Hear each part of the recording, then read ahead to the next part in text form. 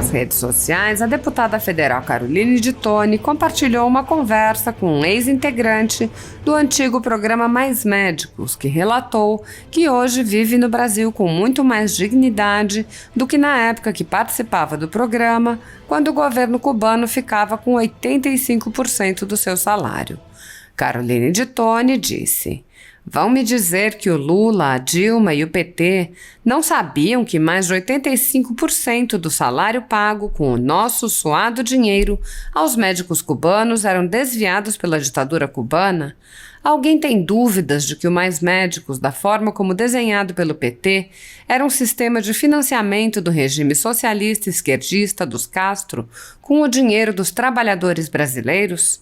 Basta ver que quando Bolsonaro venceu as eleições e anunciou que revisaria os estranhos termos de cooperação com Cuba, a ditadura esquerdista chamou de volta às pressas os seus 8.556 médicos. Uma verdadeira confissão de culpa por parte do regime, pois se fosse um programa correto e justo, lembrando que o Brasil pagava tudo em dia, não teria por que interrompê-lo, não é mesmo? Muita gente esquece, mas interromper essa injustiça com o Brasil e com os médicos cubanos foi uma das primeiras conquistas do governo Bolsonaro. Aqui em Guarujá do Sul, reencontrei o médico cubano Lesme Dariel Masso Cisneros, com quem já conversei em 2019 e que me falou mais um pouco sobre os absurdos que o governo cubano fazia com ele e os colegas dele sob o Mais Médicos. Durante o debate na comissão especial que analisa a PEC da prisão em segunda instância, a deputada defendeu a proposta que determina a prisão após condenação em segunda instância e apontou como o Supremo Tribunal Federal contribui para a insegurança jurídica no país. Caroline de Toni disse: "Existe uma sensação consolidada na sociedade de impunidade." A deputada explicou que o sistema penal dá muitas garantias aos acusados, mas com muitas possibilidades de recursos e com a morosidade do judiciário, acaba contribuindo para essa impunidade. Caroline de Toni acrescentou: "Traz muita insegurança jurídica quando o Supremo muda constantemente o seu entendimento." Alguns brasileiros vêm sendo tratados como sub-humanos e cidadãos com menos direitos por manifestarem suas opiniões livremente e por apoiarem o presidente Jair Bolsonaro. Medidas arbitrárias são tomadas contra essas pessoas que têm seus direitos e garantias fundamentais desrespeitados. Além de ter tido a sede invadida e todos os seus equipamentos apreendidos no âmbito de um inquérito do ministro Alexandre de Moraes do STF, que foi posteriormente arquivado por falta de indícios de crime, a Folha Política atualmente tem toda a sua renda confiscada a mando do ministro Luiz Felipe Salomão, ex-corregedor do Tribunal Superior Eleitoral, com o apoio e louvor do presidente daquela corte, Luiz Roberto Barroso, também ministro do STF. Se você apoia o trabalho da Folha Política e pode nos ajudar a manter o jornal em funcionamento, doe qualquer valor através do Pix, utilizando o QR Code que está visível no vídeo ou o código ajude@folhapolitica.org. Caso não utilize Pix, a conta da empresa Raposo Fernandes está disponível na descrição deste vídeo e no comentário fixado no topo. Há quase 10 anos, a Folha Política vem mostrando os fatos da política brasileira, fazendo a cobertura dos três poderes e dando voz a pessoas que o cartel midiático quer calar. Pix ajude@folhapolitica.org. Assista! Olá, meus amigos, estou aqui em Guarujá do Sul com o nosso amigo cubano Lesmer, que é médico, veio pelo programa Mais Médicos na época ainda do governo passado, do PT, e ele contou pra gente em 2019, quando estive aqui em Guarujá do Sul, que o governo cubano ficava com 85% da remuneração que eles tinham no programa Mais Médicos, ou seja, era uma forma de financiar o governo comunista. E agora ele está aqui há mais de 7 anos, já no Brasil, consolidado. Quando teve o novo governo, ele ficou na transição. E eu queria que você contasse pra gente como é que tá a tua vida agora, se você tem ou não dignidade. E como é que é Cuba? Se a tua família tá lá. Primeiramente, muito obrigado, deputada Carolina, por voltar. Esse reencontro, né? O reencontro, por estar aqui a Guarujá do Sul. E falar que minha vida mudou muito. Mudou muito, minha dignidade também melhorou, eu consigo ajudar minha família lá está passando muita necessidade Já estou quase preparado para trazer minha mãe e minha filha morar comigo aqui e agradecer novamente ao presidente. O presidente tirou, entende, o antigo sistema que tinha do Mais Médico, onde o governo ficava com 85% do salário. Então a gente tinha que se virar com esse dinheiro, mandar dinheiro para a família. Mas hoje, graças a Deus, a gente está bem melhor, com muita dignidade, com saúde. Agradecer novamente ao nosso presidente Jair Messias Bolsonaro. E o governo cubano, como é que tá? O pessoal passando fome, necessidade? O pessoal está passando até não muita necessidade em Cuba. Então, se eu pedisse para você gostaria de voltar para o comunismo da Cuba ou ficar Nunca aqui mais. no Brasil, no clima de liberdade do Brasil? Eu decidi ficar aqui porque o comunismo não é um sistema bom. O comunismo acaba. O comunismo é só a repetição da pobreza. Então, hoje aqui no Brasil, como médico digno, ganhando meu salário com meu suor. Pessoal, fica aí o recado do que é o sistema comunista e de como o sistema da liberdade, do capitalismo, enfim, como um governo de direita importa na defesa das pessoas, da família e da dignidade. Foi muito bom te rever, meu amigo. Obrigado. Grande abraço, que bom que você ficou. Obrigado. E que traga sua família também. A importância dela, cabe ressaltar que foi também uma resposta do Congresso Nacional às constantes mudanças e insegurança jurídica que, infelizmente, muitas vezes a Corte Suprema do país traz ao Brasil, quando muda o seu entendimento novamente de qual o momento que a sentença passa a proferir seus efeitos, fazendo com que, na época, a perspectiva que a gente tinha é que 200.000 pessoas fossem liberadas, que já estavam recolhidas à prisão, porque já tinha havido uma condenação em segundo grau, e com a mudança de entendimento do Supremo, passando a entender que só com o trânsito em julgado é que a pessoa deveria começar a ter os efeitos da sentença condenatória. E na época também o ex-presidente Lula foi solto, né? Então, o que causou uma grande mobilização social para que o Congresso Nacional desse a sua resposta, e assim a gente fez a relatoria e a aprovação na CCJ dessa PEC 199 de 2019. E isso tudo é porque existe uma sensação consolidada na sociedade de impunidade. Nós temos aí uma grande criminalidade no país. Essa sensação de impunidade, ela se dá muito também pelo sistema que a gente tem penal. Ele dá muitas garantias sim ao acusado, e é importante que se dê, mas muitos recursos, morosidade da justiça, e com isso a gente traz uma insegurança jurídica quando o Supremo muda constantemente seu entendimento.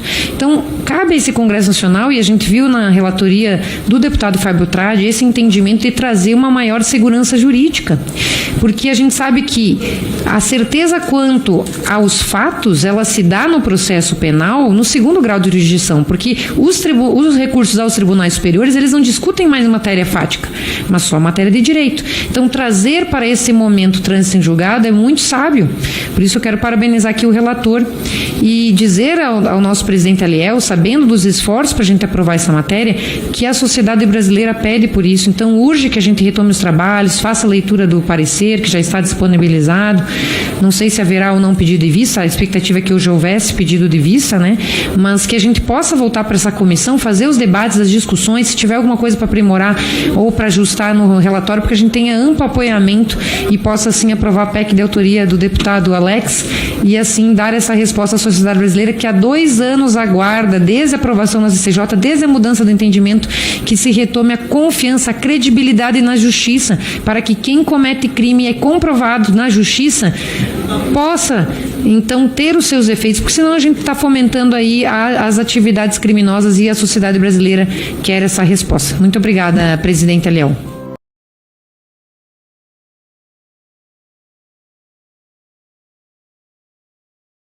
Cumprimentar todas as senhoras senadoras, senhores senadores, e de forma especial o nosso sabatinado doutor André Mendonça. Tive o privilégio de conhecê-lo já há algum tempo e tenho uma consideração especial por Vossa Senhoria, por ser um homem de fé, um homem humilde, preparado, um homem que tem uma trajetória, um homem que tem poucos anos de vida pública, mas uma trajetória brilhante. como advogado da AGU, como ministro da Justiça. Tive o privilégio de poder levar pleitos de Santa Catarina, onde temos uma penitenciária na cidade de São Cristóvão do Sul, que recupera 90% dos apenados com profissões, fábrica de móveis, fábrica de colchões, se transformando um exemplo para o Brasil e sendo premiado, inclusive, pelo Supremo Tribunal Federal. Portanto, eu quero cumprimentar Vossa Excelência e Vossa Senhoria e dizer da minha alegria em estar podendo fazer essa indagação e dizendo de que o meu voto Vossa Senhoria já tem, como tem o voto do Partido Liberal. Nós assumimos um compromisso a tempo e nós vamos confirmar aqui na comissão e no plenário hoje, sem sombra de dúvida, para que o senhor possa ser ministro do Supremo Tribunal Federal e com a sua formação, ajude, é um pedido que faço agora, para que o Supremo não faça tanto ativismo judiciário. Porque senão daqui um pouco, antes de nós fazer alguma coisa, nós temos que consultar o Supremo para ver se dá para fazer. Isso não é possível. Cada um tem que manter a harmonia entre os poderes, mas não se pode tirar do parlamento esta autonomia que a gente tem. Nós somos eleitos pelo povo, pelo voto soberano da população. E para cá viemos, representando os estados, representando a população. E nos últimos tempos, o Supremo Tribunal Federal tem tomado posições que eu sou contrário. Posições que não está na lei, mas a cabeça do juiz que está lá, do ministro que está lá, diz que tem que ser feito assim e acabou essa história. E não pode ser assim. O que está na Constituição, nós precisamos zelar por isso. Alguém já falou aqui, religião é uma coisa, a Bíblia é uma coisa, a Bíblia Sagrada é uma coisa, a Constituição é outra coisa. E o senhor tem, pela serenidade que tem, pela tranquilidade que tem, o senhor pode nos ajudar, e eu não tenho dúvida, até porque estou falando isso, porque tive a oportunidade já, o segundo ministro que eu estou participando da sabatina, e o ministro Cássio, quando ele esteve aqui, eu disse a ele lá no meu gabinete, inclusive, quando ele esteve visitou um por um, eu disse que eu queria fazer algumas considerações antes de colocar aquela capa preta, que depois que coloca a capa preta vira outro homem, vira outra mulher. Enquanto está aqui, está tudo certo, está tudo bem. Colocou aquela capa preta, puxou aqueles cordões, não sei como é o nome, só atende as partes e a dificuldade começa. Eu sei que Vossa Senhoria, como um homem de fé preparado, vai ajudar o Brasil, como um grande brasileiro que é, uma pessoa humana que vai julgar, que vai se posicionar da melhor forma possível, para que a gente consiga avançar. O Brasil tem pressa, as pessoas têm fome, as dificuldades estão aí. Processos tributários, por exemplo, de 20 mil processos, 2.800 são da ordem tributária. Isso não é possível. Que o senhor ajude a modificar lá as questões tributárias para que a gente possa facilitar a vida nesse emaranhado, nessa falta de segurança jurídica, né, que a gente vive. Então eu voto, e o meu voto é um voto muito consciente, um voto de muita responsabilidade, na certeza de que o senhor vai para lá para orgulhar a justiça brasileira e orgulhar os votos que vai receber na comissão e no plenário hoje. Fé e que Deus lhe abençoe.